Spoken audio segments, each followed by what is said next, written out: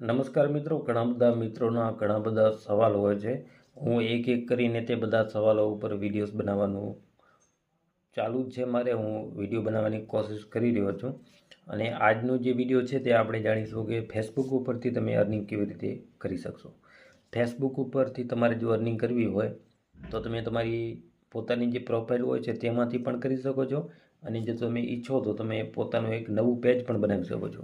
હવે મહત્ત્વનું છે કે તમે નવું પેજ જો બનાવતા હો તો ફેસબુકનો એક નિયમ છે, તમારો જે પણ ફેસબુક ઉપર પેજ છે તે મિત્રો ઓછામાં ઓછો 30 દિવસ જૂનું હોવું જોઈએ. એટલે કે તમારા ફેસબુક જે પેજ છે તેને 30 દિવસ થઈ ગયા છે તો તમે કામ કરવાનું ચાલુ કરી શકો છો. જે કન્ટેન્ટ મોનેટાઇઝેશન ટૂલ છે તે મિત્રો એવા જ પેજને મળે છે જે પેજ 30 દિવસથી વધુ જૂનું હોય. એકદમ નવા પેજ હોય છે તેમાં ફેસબુક જે છે તે નથી આપતું મોનેટાઇઝ.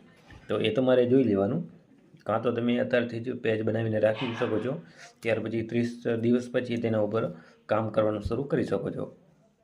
બીજો પ્રશ્ન એ હતો કે આપણી પાસે જો પ્રોફાઇલ હોય, તમારી પાસે જો પ્રોફાઇલ હોય તો તે પ્રોફાઇલ જે છે તેને તમે પ્રોફેશનલ મોડની અંદર કન્વર્ટ કરી શકો છો. આનાથી શું થશે, તમારી જે પ્રોફાઇલ છે તે એકદમ પેજની જેમ બની જશે. તમે પ્રોફેશનલ ડેશબોર્ડ જે હોય છે તે તમારી જે પ્રોફાઇલ છે તેમાં તમને મળી જશે અને તમે વિડીયોઝ પોસ્ટ કરી શકો છો.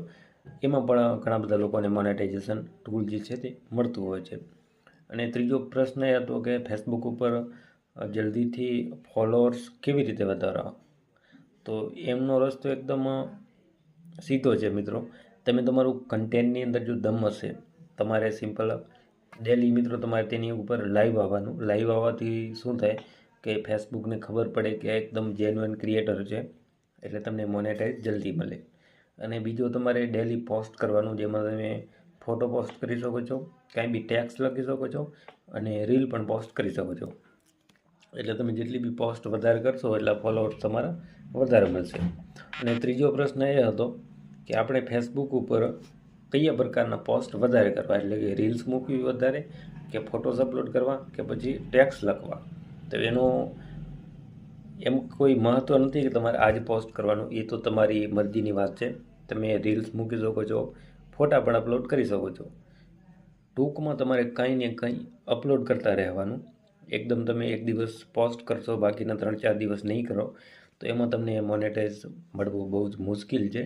એટલે તમે કોશિશ રાખો, ડેલી કામ કરો અને જેમ બને તેમ પોતાનું કન્ટેન્ટ જેટલું વધારે હશે એટલું તમને આવનારા સમયમાં કોઈ પણ જાતનો પ્રોબ્લેમ નહીં આવે. એટલે બસ ફેસબુક ઉપર પોસ્ટ કરતા રહો, મોનેટાઇઝ જલ્દી તમને મળી જશે અને તમને કોઈ પણ તેમાં પ્રોબ્લેમ